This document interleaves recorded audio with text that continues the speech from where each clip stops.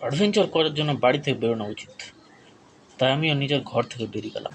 তো ভগবান আমাকে রাস্তা দেখানো, আমি ওই পথে চললাম। ঘর থেকে বেরিয়ে আমি একটা দুর্দান্ত জায়গায় এসে পৌঁছালাম, যেখানে একটা বাবা অরেঞ্জ পেটিকোট পরে দাঁড়িয়ে ছিল। পেটিকোটটা তুলে মহিলাদের আকর্ষণ করতো। এই জায়গায় বাচ্চা ছেলে মেয়েদের নিয়ে এসে বই বিক্রি করানো হতো, কিন্তু বই বিক্রি না করতে পারার জন্য ওদেরকে ওই বইটাই পড়িয়ে দেওয়া হতো। মহিলাদের কাছে বিক্রি করার মতো কিছু ছিল না, কিন্তু ওরা নিজের ঘর থেকে জিন বিক্রি করে বারবার বারবার করে যেত। ডাব বিক্রি করার লোকের কাছ থেকে ঠেলা নিয়ে আমি ওদেরকে ভগবানের কাছে পাঠিয়ে দিলাম। যে ভগবানটা চলছিল ওর কাছে পাঠালাম। সকাল সকাল লোকেরাও নিজের গাড়ি সাইকেল সব বিক্রি করার জন্য বেরিয়ে পড়েছিল।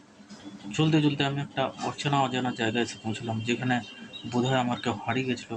তাই আমি সময় বুঝে ওখান দিয়ে বেরিয়ে পড়ি। সময়ের জন্য ওখানে আমি ঘড়ি দেখলাম। একটা লোক লোন দিয়ে কাম নিচ্ছিল, তাই আমি ওখানে নিজের কাম দিয়ে লোন নিয়ে নিলাম আর বেরিয়ে পড়লাম। আগে গিয়ে দেখলাম তো গাছেরা ওইখানে বাড়ি বসিয়ে মেলায় লাগিয়ে দিয়েছে। প্রত্যেকটা বাড়ি 10, 20, 30, 40 টাকা। স্কুলে পৌঁছে দেখলাম তো পাতা কাটা হচ্ছিল, যাতে স্টুডেন্টদের ফোকাস বাড়ে। ওই পাতার গন্ধে ওই নেশায় আমি ফোকাস বাড়িয়ে নিলাম। নেশায় ভণ্ড হয়ে আমি ডাক্তারখানায় এসে পৌঁছলাম, কিন্তু ডাক্তার রাউন্ডে গেছে দেখে আমি বেরিয়ে পড়ি। ডাক্তার কোনো সিরিয়াস ম্যাটারে জড়িয়ে পড়েছে। ডাক্তার এদিকে গামছা পরে নিজের শিষ্যদের সাথে ঋষিমুনি হয়ে বেরিয়ে পড়েছিল। আমাকে দেখে গামছা না খুলে দেয়, তাই আমি চটপট বাড়ি পাড়ি করি। বাড়িতে এসে দেখলাম তো গাছ কবজা করে নিয়েছিল, তাই লাত মেরে আমাকে তাড়িয়ে দিল।